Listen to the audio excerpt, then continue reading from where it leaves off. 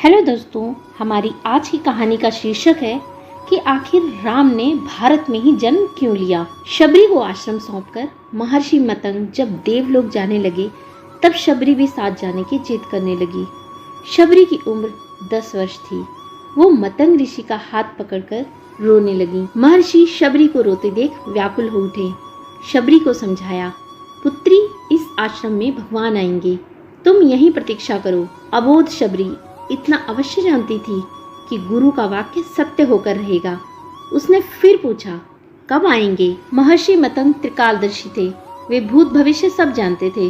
वे ब्रह्मऋषि थे। महर्षि शबरी के आगे घुटनों के बल बैठ गए और शबरी को नमन किया। आसपास उपस्थित सभी ऋषिगण असमंजस में डूब गए।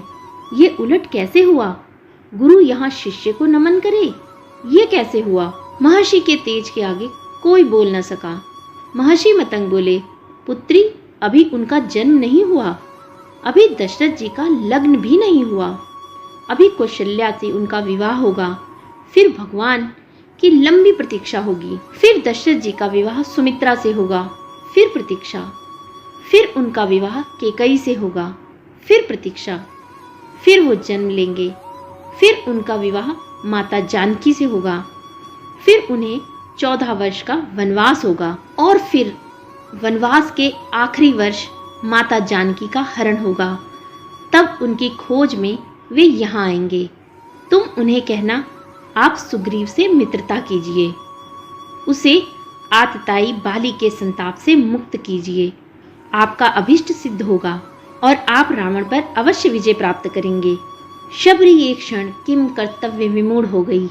अबोध शबरी इतनी लंबी प्रतीक्षा के समय को माप भी नहीं पाई।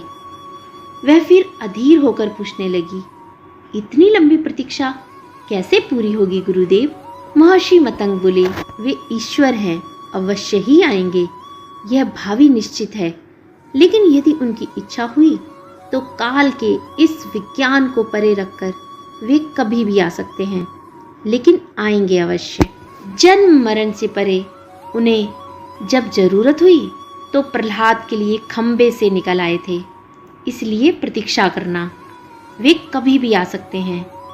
तीनों काल तुम्हारे गुरु के रूप में मुझे याद रखेंगे। यही मेरे तप का फल है। शबरी गुरु के आदेश को मान वहीं आश्रम में रुक गई। उसे हर दिन प्रभु श्री राम की प्रतीक्षा रहती थी। वह जानती थी समय का चक्र उनकी उंगली पर नाचता है। वे कभी भी आ सकते हैं। हर रोज रास्ते में फूल बिछाती है और हर क्षण प्रतीक्षा करती, कभी भी आ सकते हैं। हर तरफ फूल बिछाकर हर क्षण प्रतीक्षा। शबरी बूढ़ी हो गई, लेकिन प्रतीक्षा उसी अबोध चित्त से करती रही। और एक दिन उनके बिछाए फूलों पर प्रभु श्री राम के चरण पड़े। शबरी का कंठ अवरुद्ध हो गया। आंखों से अश्रुओं की धारा फूट पड़ी। गुरु का कथन सत्य हुआ। भगवान उसके घर आ गए।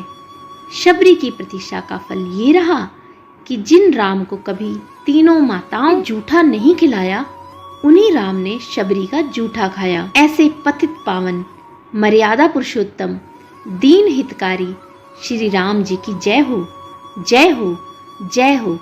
एकटक देर तक उस सुपुरुष को निहारते रहने के बाद वृद्धा भिलनी के मुंह से बोल फूट पड़े, कहो राम, शबरी की कुटिया को ढूंढने में अधिक कष्ट तो नहीं हुआ? राम मुस्कुराए, यहाँ तो आना ही था माँ, कष्ट का क्या मोल? जानते हो राम, तुम्हारी प्रतीक्षा मैं तब से कर रही हूँ जब तुम जन्मे भी नहीं थे। यह मैं भी नहीं जानती थी कि तुम कौन हो, कैसे दिखते हो, क्यों आओगे मेरे पास। बस इतना ज्ञात था कि कोई पुरुषोत्तम आएगा, मेरी प्रतीक्षा का अंत करेगा। राम ने कहा, तभी तो मेरे जन्म के पूर्व ही तय हो चुका था कि राम को शबरी के आश्रम में जाना है।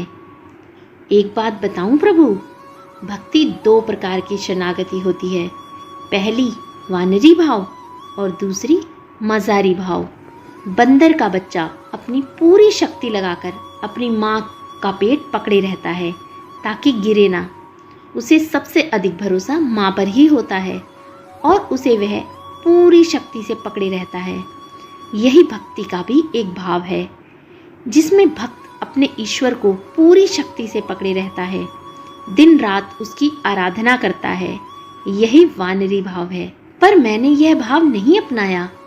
मैं तो उस बिल्ली के बच्चे की भांति थी जो अपनी माँ को पकड़ता ही नहीं, बल्कि निश्चिंत बैठा रहता है कि माँ है ना, वह स्वयं ही मेरी रक्षा करेगी। और माँ सचमुच उसे अपने मुंह में टांग कर घूमती है। मैं भी निश्चिंत थी कि तुम आओगे ही, तुम्हें क्या पकड़ना। यही है माजारी भाव। राम मुस्कुराकर रह गए। भिलनी ने पुनः कहा, सोच रही हूँ, बुराई में भी तनिक अच्छाई छिपी होती है ना। कहाँ सुदूर उत्तर के तुम, कहाँ घोर दक्षिण में मैं, तुम प्रतिष्ठित रघुकुल के भविष्य, मैं वन की भिलनी।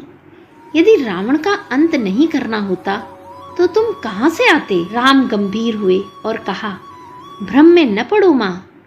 राम क्या रावण का वध करने आया है। रावण का वध तो लक्ष्मण अपने पैर से वाण चलाकर भी कर सकता है।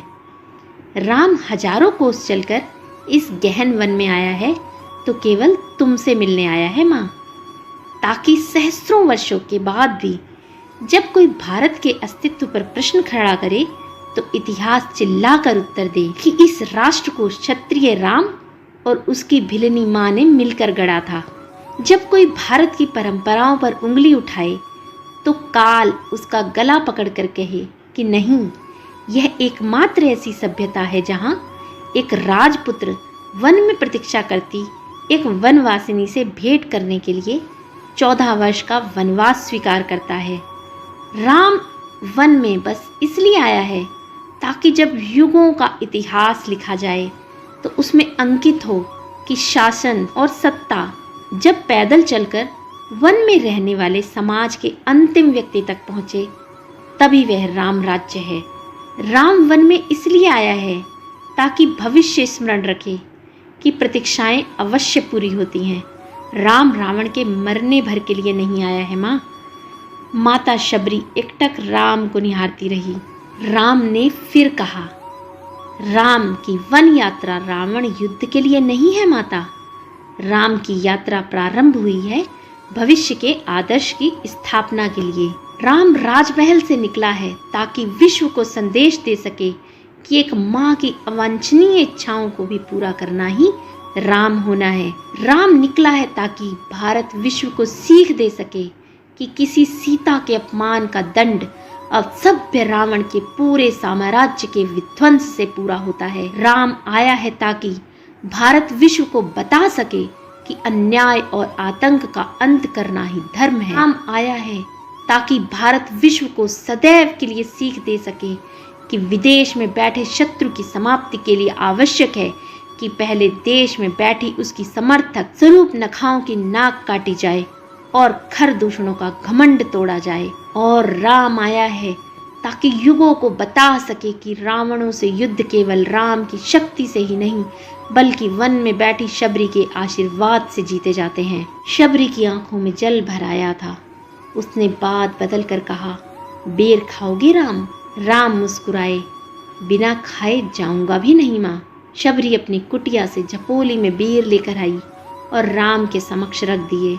राम और लक्ष्मण खाने लगे तो कहा, बेर मीठे हैं ना प्रभु। यहाँ आकर मीठे और खट्टे का भेद भूल गया हूँ माँ।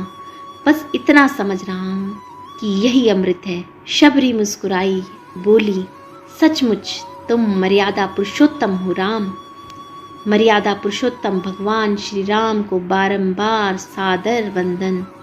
जय श्री राम।